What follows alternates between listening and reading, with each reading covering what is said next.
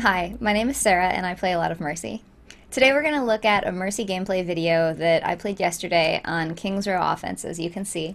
And I'm going to talk a lot about the decisions that I made in the game, and I'm going to pause it and go back and forth and show you what things that I was considering when I made those decisions. I find a lot of Mercy videos are sort of like general tips, which I feel like isn't as helpful as actually seeing somebody's decisions in the moment, some of which were right decisions and some were wrong decisions. So I'm going to go through this game and talk about what different things I did and why. So the first thing to have in mind when you're starting off on offense is what you're going to do as soon as you leave the spawn. Like, you want to have a plan in mind before the doors even open for whom you're going to boost, because you're probably not going to be healing when you come out of the doors, and so you want to figure out who's gonna be your best opportunity to make the most impact with your damage boost right off the bat. So looking at the team comp that we have here, I think probably the best candidates are McCree. We also have a D.Va and a Zarya. Who are probably likely going to be somewhere near the front lines, and so I can have a lot of impact by boosting them. So as we open the door here, you're going to see the D.Va is the one who sort of goes to the front line, and so I have an initial plan to hang out by her. We're going to see that in just a second here. However, as soon as she gets to the front, things start getting a little bit chaotic, and so that plan sort of falls apart. And that's okay. Like, it's good to have a plan. Maybe you can't actually follow through with it, but it's good to just sort of have a loose framework for what you're planning to do. So right here, you can see I go over to get some health, although I didn't actually need to. The Lucio healed me on the way. And while I'm over there, I sort of have a lull. There's nobody who really needs help right here, and so everybody's healthy. So again, I have to say, who's the best person to damage boost right now? The McCree that's over by the wall. He seems like a really good candidate because A, he's in the front, so I can help him. B, there's a really nice, reasonably safe space behind him where if I get into trouble, I can back up and go to that health pack, and I'm not super exposed. If you watched my earlier Mercy video, you know that it's really important to keep yourself alive as Mercy, and that should be one of your very top priorities, much more so than if you were playing some of the other heroes, although it's important with lots of heroes. Anyway, so I'm going to head over here to this McCree and start to do that. But then right as I stand here, another opportunity presents itself. So you can see that over in the back we have this Zarya and this D.Va who have taken this back alley. Now, I can tell you because I played this game that the reason they did that is because there was a McCree over there who was shooting right at me when I was standing in this position earlier. And so they've obviously gone off to try to deal with him. And but this is actually a really good opportunity for me because it can be really difficult as Mercy, as I'm sure many of you know, when you have a map with a pinch point like this, to really get through on your own. It's really dangerous to go through a pinch point, and so usually you have to find someone else to go with, and it can be difficult to just go back and forth and help your team the way you normally would in a different part of the map when you have a pinch point like this. So first, I see that they're out there, but and I can use them to zoom to and get out and have people with me to keep me reasonably safe. But what's even more useful about this is Zarya and D.Va are both they have a lot of hit points and they can do a lot of damage. And so by going with them and helping keep them healthy, I can make this little excursion to get McCree into sort of a little mini push that's flanking from the side that probably the defensive team isn't expecting. So even though my McCree here wasn't at full health, and I made a mistake here, I should have been healing him, but I was accidentally damage boosting him. But even though he isn't at full health, I thought this was probably the best, most impactful place for me to go as a Mercy. And so I took this opportunity to zoom over to the Zarya and accompany them. So as soon as I do this, I see that they need healing, obviously. So I work on getting them up to where they need to be. And D.Va already is planning to flank, as is apparent here. As soon as we come onto the point, I see that Widowmaker who's trying to get me. So I hide behind the car, but I really want to go out here and heal this guy, this McCree. Because I can see he's low. And so I'm a little worried about this Widowmaker, but I decide I'm going to start to go out there. And then I see that that our D.Va goes up and tries to deal with her. So I know that she's distracted. That Widow is probably not going to shoot me again, at least for a few seconds. So I can sort of go out into this point and not worry too much about it. Then right here, you'll notice, let me back up. Right here, you'll notice that I can see off in the distance back by the wall that that everybody's focused on shooting someone back there that will be revealed in a moment to be Zenyatta. So I zoom over here to this Zarya to heal her back up. Once everything's dealt with Zenyatta, I come back to the point. And you'll notice that I've zoomed there and back with Guardian Angel. Guardian Angel is a super, super important thing to get in the habit of using when you're Mercy. It makes it really easy to go places and get back, and you should really try when you're going into a dangerous area to always kind of have in mind who's your escape route. Like, find some teammate that you can probably have line of sight to, and then expect to keep that person around. If they leave, try to be aware of it so that you can back off and find another place that's safe to stand where you will have a teammate with line of sight. So it's really important to just get that in your head as a part of your natural movement. Now here, you're going to see in a minute, the Widowmaker is continuing to be difficult. She's going to shoot at me here in just a second. And so right there, I said, and I ran through the arch to try to get out of her way. And this caused me to make a really critical error. And so, so I hear right around this time, I hear McCree has a high noon. And so I come over here to hang out in the alley. And then because I'm still talking to my teammates about the Widowmaker and I'm thinking about her and trying to figure out like where I'm going to go next, I wasn't really thinking about the status of that high noon. And so I didn't wait for it to end. I didn't wait for anyone to get shot. And without thinking, I just sort of walked back out of this alley after I'd hidden for a second. And of course, the McCree got me and killed me. And so one of the really one of the good habits to get into is whenever you hear a McCree, you should train yourself to always say, listen for the shot, listen for him to say draw, or listen or look at the kill feed and see if there's someone in the kill feed who gets killed by McCree. If that's the case, you know you're in the clear, you can step out from behind your cover. But that's especially, I mean, that's really important advice for anyone, but it's particularly important for Mercy because I think, at least in my experience, McCrees tend to more highly prioritize killing a Mercy, and like oftentimes the high noon will just get me and no one else if given the opportunity. So it's important to just be aware of that. So now, coming back from spawn, whenever you die as a Mercy, one of the important things to think about is, as you're coming back, where are you going to go? What's the most impactful place for you to be? And so here, I can see coming out, I have like this D.Va over on the right, a bunch of corpses over here near the payload, and this Hanzo who presumably just spawned. Now, because I was still feeling pretty stupid about my getting killed by McCree, I failed to notice as I was walking out that this Hanzo actually doesn't have full health. That should have been a big indicator to me that like all is not well right out here. But I didn't notice, so I just thought, oh, someone who needs healing. So I'll heal him and walk right out. So I head over here. I see that our D.Va is critical, although she just got health. So I'm the third man in that fight with Reaper, and as soon as everything's good, we head out. So I mentioned earlier I really like D.Va. Actually, let me back up there. I really like to try to pick a hero on the team where we are that's going to be sort of my default hero to stand next to and boost. And D.Va is a really good candidate for that, and so is Reinhardt, because they both have so many hit points that when they get damaged, I can really build up my ult super fast by healing them. Reinhardt, I feel like, isn't quite as good as D.Va. I mean, if you have a Reinhardt, obviously heal him. The tank is really important to heal, and especially someone who's as important as Reinhardt. But if we have a D.Va, it's really nice because they don't heal themselves, and they take a lot of damage. And so I find that when I have a D.Va on my team as our like primary tank, I'm able to just ult over and over and over because it's just so easy to build my ult back up with her.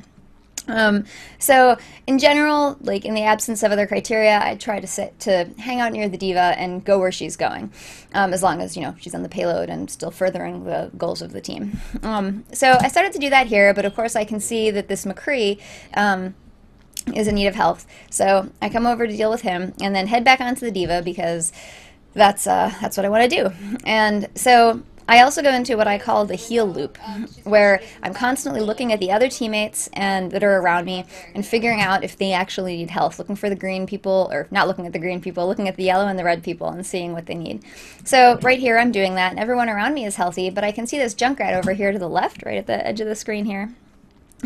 is critical. So I don't actually know where he is. I can't tell if he's in that hallway or if he's on that little platform where it's sort of open to the air. And I'm hopeful that he's in that platform so that I can sneak around the backside of the payload and like Guardian Angel up to him and heal him and still be in a relatively good amount of cover. So that's where I was hoping he was. By the time I find an opportunity to go over there, the situation seems like it might have changed a little bit, but he is actually available in the window, which is very inconvenient.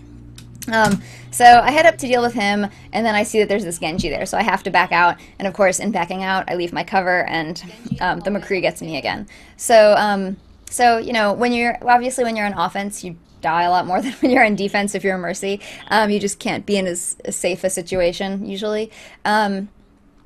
But anyway, so I come back from spawn, and again, I have to make the same decision that I made a minute ago. Where am I going to go? What's the most impactful place for me to be? I know we had some people out here to the left, so I head out there with them. I can see they're yellow, they need me, so I'm accompanying this Junkrat, and we're going to go out and get them. But right as we get close, maybe you saw it there, the situation changes. Like, I look here, and I can see we've got a bunch of a bunch of live teammates over here. And I look back to the right to make sure everything's clear, and then when I come back to the left, they're all dead. There's no one here except me and Junkrat. And so that's like a really bad situation to be in for anybody, but especially for me as a Mercy. Like, Junkrat's definitely not enough to keep me safe. And so as soon as I realize what's going on, I retreat out of there, and as you can see, Junkrat does the same. So we back up as fast as we can to try to get to the safety of our teammates who are happily quite nearby. So when this is going on, I'm waiting until everything looks good so we can start pushing again since we're all here. And then I make another critical error.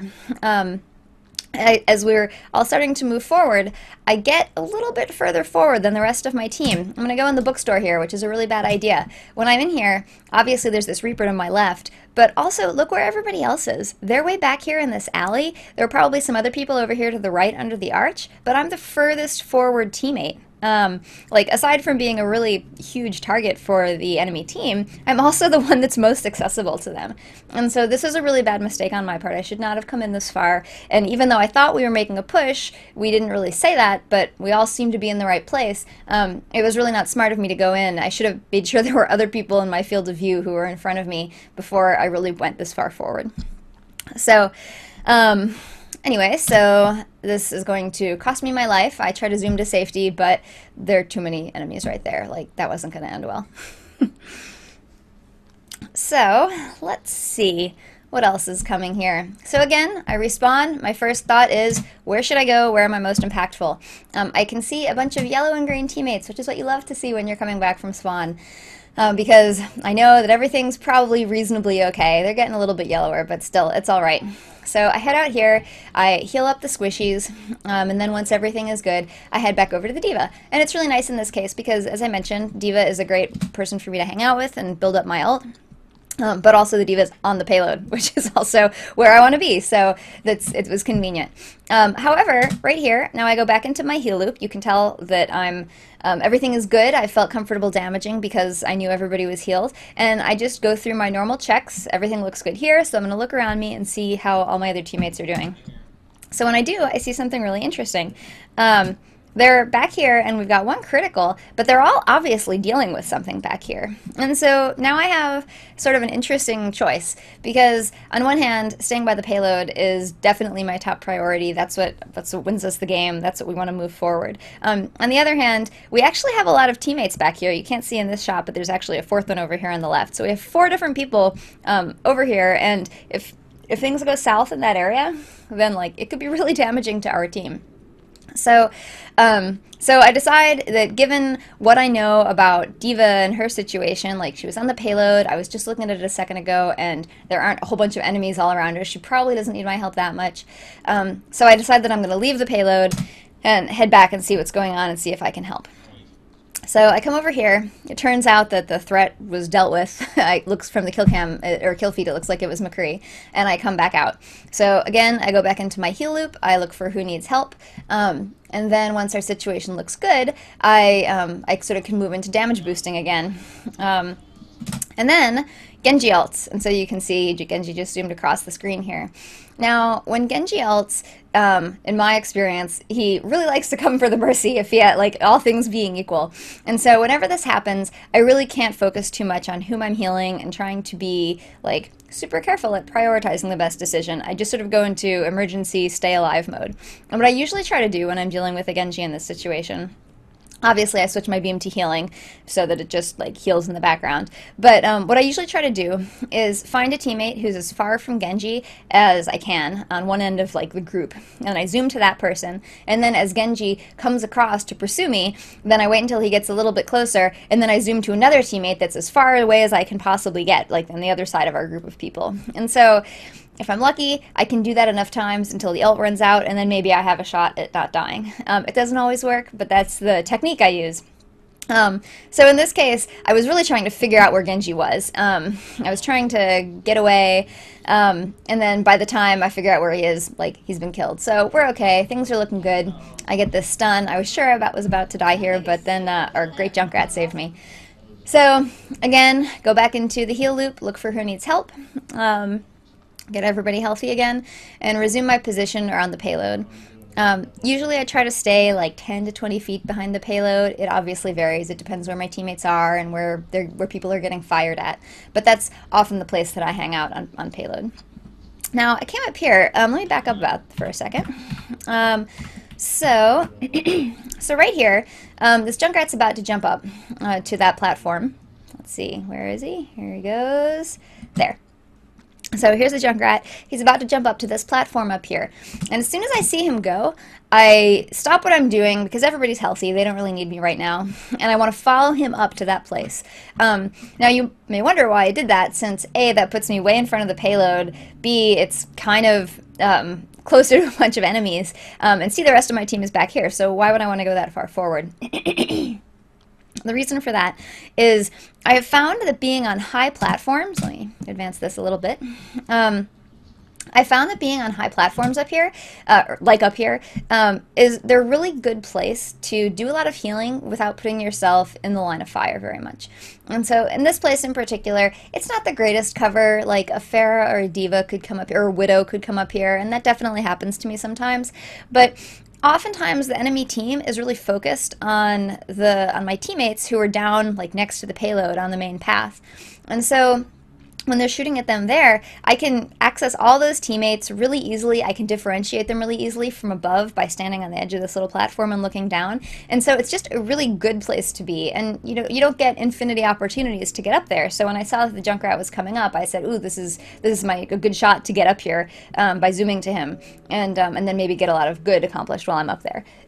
This works really well on other maps too. I find on when I'm on Dorado defense, the red building right next to the enemy spawn, or the offense spawn, is a really great place for that. You can sort of cover that whole first corner that the payload goes around, and so if your team is playing tight close to the payload to keep it from moving, you can hang on top of that red building for a long time, and it's really hard for them even to notice you're there for a while. Eventually, usually they'll send a Pharah after you, but it's just a really good place to be. And so you'll have to sort of like keep your ears open to make sure that if you hear footsteps behind you, you like hightail it out of there. But it's a really good place to be. Also on Volskaya defense in the second point, that you can stand on those second floors, which aren't as high, but that go all around the point. You can stand there, and they're also really good places to be out of the line of fire, so that when the enemies are firing at your teammates, you're not getting caught by the crossfire because you're up and out of the way. So. Anyway, so that's why I came up here. Also, I'm happy to see D.Va's up here. And then you'll notice that a teammate was down there. Let's back up.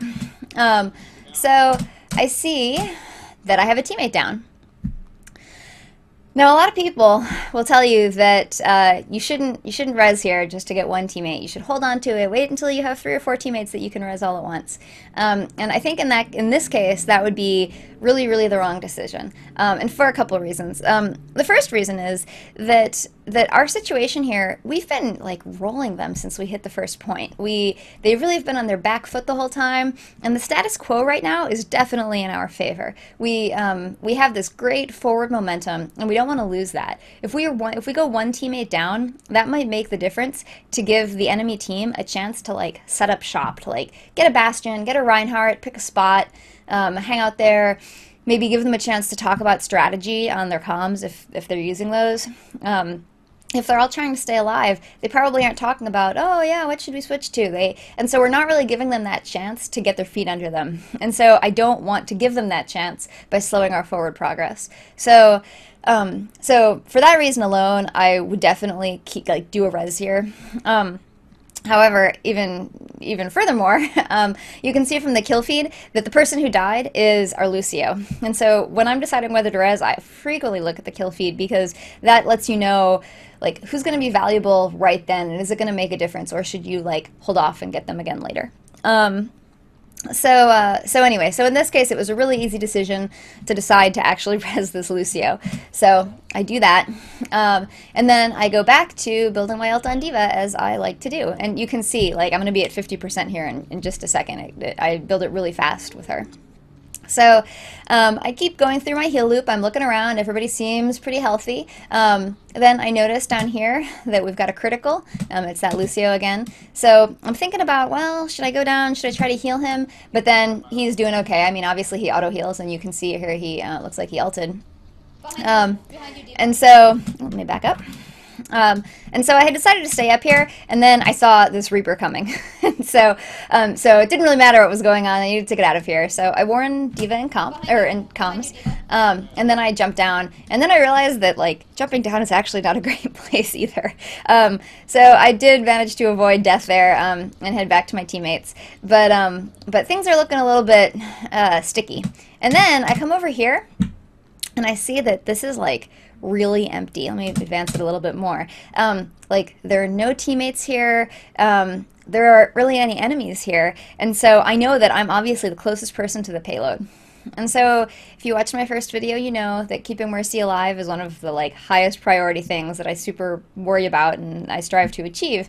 But I think this might be one exception where I should go forward and I should like throw my corpse on the payload if that's what it takes to advance it a little bit more. Because in a second they're going to come out and be contesting it, and I really want to get as far as I can forward without wasting this opportunity. So given that, I run out here, I can see this McCree, and so my plan here is really just run around the payload, be as erratic as possible. I'm probably not going to win a firefight with this McCree. He just came out of spawn. Everything's going to be, like, all of his abilities are going to be, like, ready to go. They don't have to wait for cooldown. So I know, like, this is a stupid fight. I'm probably going to lose. So I run in here and look behind me, but no one's coming. And then suddenly D.Va appears, which is great news. So I hang out here to try to support D.Va while still being erratic. But then as soon as the situation looks under control, I hightail it out of there. I back up, get up behind the front line, and let my teammates do the heavy lifting. Now, I'm going to have one other decision to make here. You're going to see this Junkrat in the distance, right over here, this guy. He starts to get a little bit damaged, and so I decide that I'm going to zoom out here to heal him. Now, this is another situation that I think is kind of an exception. Normally, I wouldn't zoom into quite this many enemies just to heal one guy when I have a team full of people behind me that will probably need healing in the near future. But in this case, they've got a Reinhardt out here, and he's the last one on the payload. Now, obviously, they're contesting, so it doesn't really matter. He's not going to move the payload forward, like if he's there or not. But I don't want to give them a chance to set up shop. I want them to continue to be reacting. So I decide that it's worth going in here and probably dying to be able to keep him alive for a little bit longer, hopefully until the rest of my teammates can get there. So I zoom across, he dies, and I decide to res him again. I resed him for very similar reasons to resing the Lucio a few minutes ago, to keep our forward momentum. And so then, as soon as that happens, we get this great Hanzo ult from our Hanzo. Everybody comes to the point, and we win the game. That was the strategy. Obviously, this is a game where we did pretty well. We were rolling them. I picked a game that was shorter because these videos, I think, are going to get kind of boring if I pick a longer game that has a lot of like boring downtime in the middle. So I tried to pick a short game for this one. But hopefully some of the tips I talked about have been helpful. Now, if you watched if you watched my other Mercy video, you know that I have sort of three main kind of rules that I think of or things that I try to do when I'm playing Mercy. The first one is to keep myself alive. That's the highest priority. Once I'm certain that that's safe, I go into my heal loop, and my heal loop is where I look around for anybody nearby who's red or yellow, and I try to heal those guys. And then third, once all of those things are taken care of, I figure out where I can be the most impactful. Where should I send my damage boost? And then I just try to keep those three things in my mind all the time, and constantly be checking for things that may hinder the execution of those goals. So if you haven't seen my first Mercy video, and you liked this video, then I recommend you check it out. If you didn't like this video, then probably don't go see that one either, because you probably won't like it. And if you did like this video, I would really appreciate it if you would click the thumbs up button, which I know seems sort of like nebulous and like it doesn't actually accomplish anything, but as a creator, that's really helpful because YouTube uses that for deciding like what videos to promote for other people, and so it's actually really helpful to creators if you like their content to give them a thumbs up. And third, if you want to see more videos like this, then you can subscribe to my channel. I do also stream sometimes, so then you'll get notified of my future videos and any streams that happen. I'm probably going to make a Symmetra video next. I play Symmetra a lot. She's my winningest hero. So I'm sort of leaning in that direction. But if you have another hero you'd like to see, or if you have more things you'd like to see about Mercy, definitely let me know in the comments. I read all the comments that I get. I reply to most of the comments that I get. So if you have feedback, stuff you liked about this, stuff you didn't like, I would love to hear it. And especially if you have like an idea for a video that you'd like me to make, definitely let me know. And I guess that's all. Thank you for watching, and have fun.